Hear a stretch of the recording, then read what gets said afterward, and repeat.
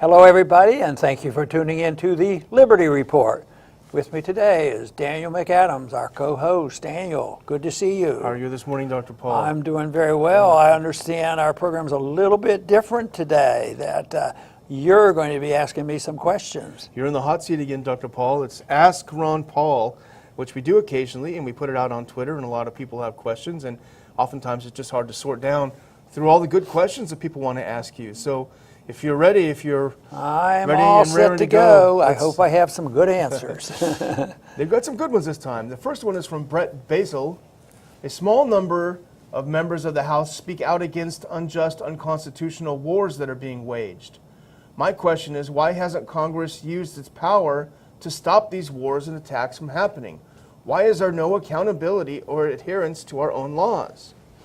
Well, I can understand the frustration in that question because I have the same frustrations, and there's times when I throw up my hand. Why aren't they doing this? I think even on this program, Daniel, you and I have mentioned, why doesn't the Congress speak out?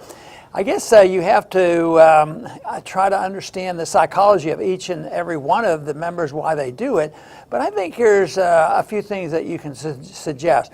Because guess what? The people in Washington are politicians, and they reflect, what they perceive as a prevailing attitude, what the people are thinking. They are interested in staying in office, but why do they come down on the side of something that we think is so irrational and dangerous and expensive, and is not part of what the American system should be like? And yet I believe that the pressure is on the members to continue the process, because when I was there, we would get a handful, and there is pressure that you feel because you don't want to, I think it's a natural tendency not to be all alone out there standing up against them. So there's a tendency to want to blend in. But in a situation like that, there are times when you should stand up against the process. And the process has been for us to be involved in war. It isn't like it's just this Congress or just the Republicans or just the Democrats. It started really after World War II. I know we had a lot of war before that. World War I and II were a disaster for us, and actually World War I we got into and we shouldn't have, and led to that. But anyway, after World War II, we really drifted, and the people didn't say anything, and the Congress didn't say anything, and that was when people got tired of the war. We didn't get into the League of Nations. We got into the United Nations, and the United Nations under Truman said, go to war. And that was a major step, accepting the idea that we went to war, which is literally still going on because there's been no peace treaty in Korea. And the people went along with this, and I think that's when they let the guard down. And there was Robert Taft spoke out against the constitutionality or lack thereof, but it didn't change much. So we had the Korean War, and the Congress and the people were still supporting it. We had the disaster of the Vietnam War, and the people were speaking out. They were sick and tired of that. So what did they do? They said, well, we're going to have this war powers resolution passed to restrain the government. So they were speaking out and trying Congress to speak out. There's too much war and we shouldn't do this. But still, their guard was let down. The people in charge, the politicians, the deep state, and others were able to take this motivation of the people saying, how are we going to prevent the next war? So they wrote the War Powers Resolution. Unfortunately, they still live with it and use it to justify war, because it didn't do anything. It really literally justified war for 90 days. And by that time, you have troops in the field, and if you vote against the troops, and they say you're un-American and whatnot. So it goes on and on. And right now, we are living now for 17 years with an authority to go into and seek out those individuals who brought about 9/11. Actually, I supported that, believing that, what do you do when there's an attack like that? But the authority was given to those individuals who participated in 9/11. Well, we still use that for everything we've done since then. And since that time, I don't know if they can even find anybody, that participated in the decision making, but they still use it. And then there's an attempt to try to rein it in. But the question is why does that happen? Well, the consensus is they don't want it to happen. It's the pressure of the lobbyists, the military-industrial complex, the APAC lobbyists, the people who work in the deep state. They have their reasons for remaking the world, and they believe in it philosophically. So their philosophy of intervention and remaking the world. And then they play on morality too. They say, well, America is the exceptional nation, especially since we were able to overcome the fascist Germany and the communist Russians, and therefore we have this moral obligation because of our American exceptionalism. So they built into this moral high ground to do this. In that combination, the guard is let down and the people need awaken. And of course, all I can say is I feel the frustration, but it's also one of the reasons why Daniel and I are motivated to try to get the truth out, to wake up the people, because it's unnecessary. What we're doing in foreign policy is not only unnecessary, it's unconstitutional, it's very expensive and very unwise. All right. Well, let's go on to number 2 then after that. That's a good one. The second question, in your opinion, would a transition to a gold-backed dollar and the end of the Fed require any hardships on Americans and the value of their estate during the transition? Well, this is an interesting question because obviously I want that transition. Yes, if you tomorrow close the Federal Reserve down, the transition there'd be rough and tumble under today's circumstances. The reason I want it to be closed down and thinking about the transition is that if we continue to do what we're doing, the Federal Reserve will close down. It will essentially become dysfunctional because of the monetary system will collapse, and that'll be much worse than thinking about, well, if we transition right now, it could be much worse if we don't. But who will be hurt? Yes, they'll be hurt. They'll be hurt. Depends on how we do it. We do have one example in U.S. history that we could go by, but the analogy is not perfect. And that is that one of the things that Lincoln did with the Lincoln greenbacks in the Civil War period was suspend convertibility. And we had greenbacks, and it was not gold back from 1961 up to 1978. Between 1875 and 1878, there was a transition, and there was the Resumption Act. They resumed the gold standard. And what they did was they started to withdraw greenbacks. They quit spending excessive amount of money. There was no Federal Reserve to monetize debt. And the American people were behind all this. And guess what? The dollar price was very high, and they had to get the dollar price returned to $20 per ounce. And that transition worked pretty well. Nobody suffered. It was perfectly all right. But the difference was the people supported it. There were not going to be outrageous deficit spent. We weren't in international war. Conditions were different. But it could be done. Today, unfortunately, the sentiment is not there. If you decided, well, let's have a Resumption Act, well, nobody would know where to resume. Nobody would believe it because nobody would believe that the government's going to quit spending and balance the budget. So you couldn't say, well, let's resume the gold standard at $1,500 an ounce. Well, at the rate we're going, that wouldn't do much good. So you should have a plan, and my plan was, and what I offered in Congress was to, just legalize competition with the Federal Reserve, and also let the market determine what the resumption price would be. But we will have an opportunity, unfortunately, under dire circumstances, and that is after the collapse. But you could do that. We could do today what they did in the 1870s, but that's not that's not likely to happen because the people want the spending, and they think that the risk of having runaway inflation is so minimal, we'll keep doing this. We're not going to tighten our belts just because we want to have a gold standard and restrain the government. But this is why the gold standard is important. It is the restraint on government.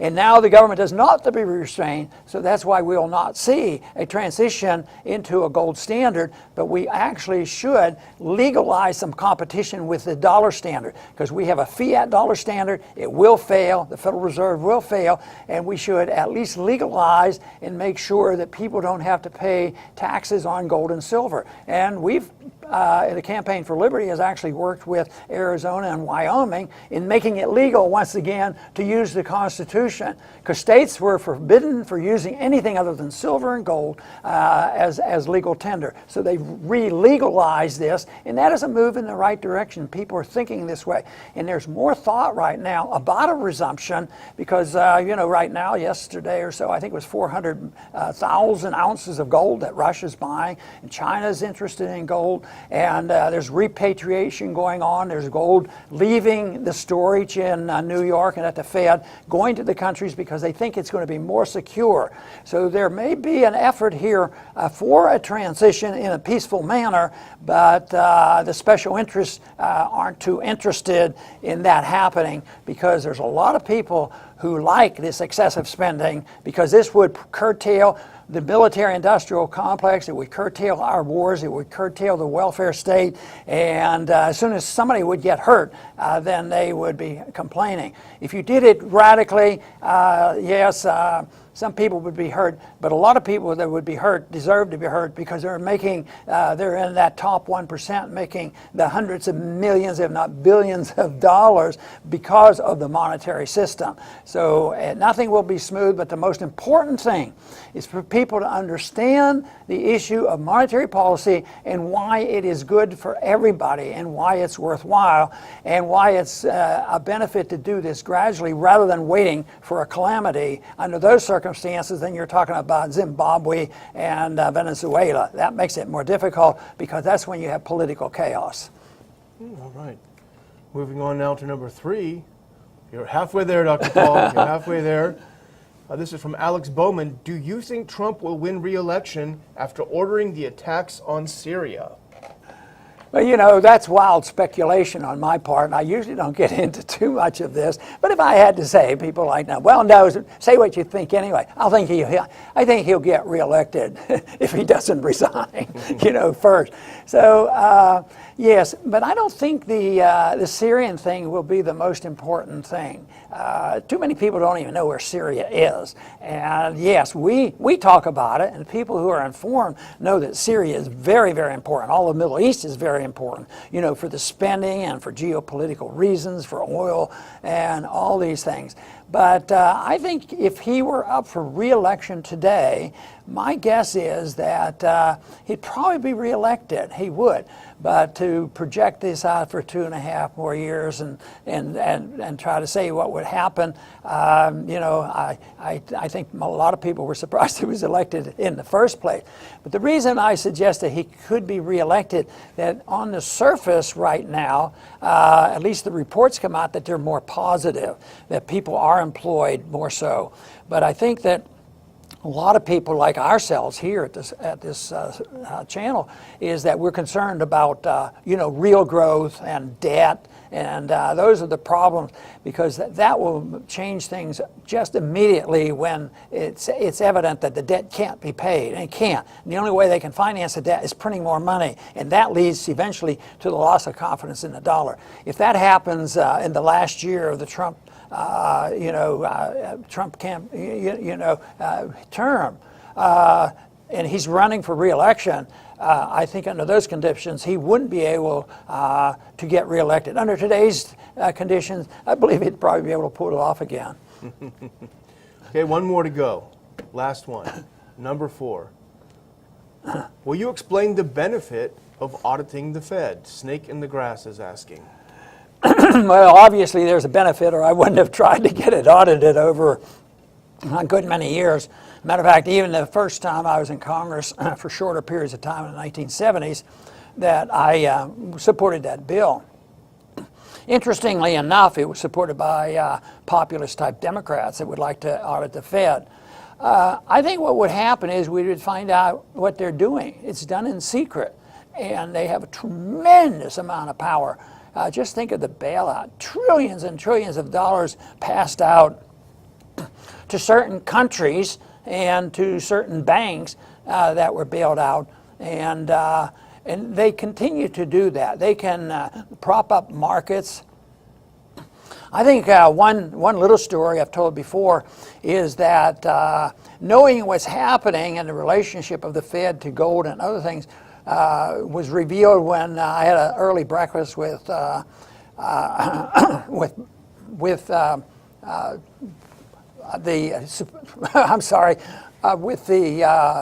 chairman of the Federal Reserve, Volcker. He came in, and the first thing, it was in the midst of the crisis in 1979. What's the price of gold? What's the price of gold? So they deal with that. I think they prop it up. We propped gold up at $35 an ounce from 1945 up until the market overrode it in 1971. So they prop up markets, and they're very much involved in the plunge protection team, which was started in 1987 to take care of the markets, when they're crashing. I think on days like we've witnessed here in the last few days, when you see the market down $400, $500, $600 and it reverses, I think they're very, very much involved. And that would be revealed. The one best reason for auditing the Fed is when you find out what's going on and the people know about that, it would lead to getting rid of the Federal Reserve, because that would tell us what they're really doing and who their special friends are. And that's the main reason they don't want an audit. The biggest argument they used, the loudest argument they made was, oh, then you would know exactly what we're doing internationally speaking. So they don't want us to know about that. Besides, how can you be more powerful than being able to control and manipulate the reserve currency of the world, benefiting one particular country over all others? And because we've been able to do that, we have this artificial benefit, and it's sort of ironic that we blame other countries for rigging their currencies and having currency controls when we're the biggest manipulator of currencies ever. But just finding out the truth about what the Fed is doing, we would learn more about who benefits, which bankers they are, which companies are, which countries benefit, what really happened in the downturn, what they would be doing, in the next downturn. It's revelation. It's knowing it's knowing what the government is doing that is so important. And that is one of the reasons why they voted for audit the Fed. We had 2 or 3 votes in the House, and we got all the Republicans and a bunch of Democrats, to vote for this, saying that the people have a right to know about this. But as soon as it got moving along, maybe over to the Senate and different places, that's when the people who really support the Federal Reserve come down hard. But politically, we have advanced to the point where when there's a vote in the Congress, the majority of the people who are sending messages to the congressman sent the message that you ought to at least vote to let us know what the Fed is doing. That's very healthy, but we have to continue to do it. But the most important reason to audit the Fed is it would lead to getting rid of the Fed. And that is one of the goals that we've had for a long time. Well, Dr. Paul, you survived another grilling. Very good. Yeah, I'm sure the audience enjoyed it. Thank you, Daniel, and I want to thank our audience for joining us today with the Liberty Report, and please come back soon.